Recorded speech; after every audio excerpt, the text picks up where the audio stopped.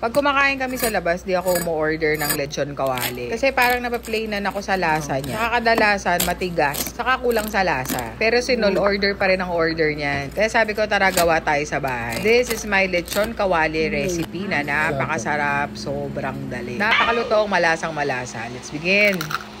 Ito yung time na tamad akong kumilos. Kaya ginawa ko sa pressure cooker, 2 kilo ng liempo, 1 dakot na asin, and around 1 teaspoon paminta. Pwede nyo dagdagan ng aromatics, pero sa akin okay na yung asin at paminta lang. Palambutan na natin. Pressure cooker gamit ko, pero pwede nyo pakuluan yan until tender, tapos hanguin nyo na. Ibang nakikita ko, pinapatuyo pa. Pero tong version na to, hindi na rekta na sa air fryer yan. Set at 200 Celsius for about 1.5 hour. Depende yan sa air fryer nyo. Mas gusto ko kasi dito na niluluto. Kasi nababawasan yung mantika niya, pero juicy pa rin siya. Tapos syempre, less gamit ng mantika, walang talsik-talsik. And makikita mo naman, sobrang lutong. Ang tip ko lang para malasa, damihan nyo yung asin pag pinapakuluan. And that's it, nakagawa ka na ng napakasarap na lechon kawali.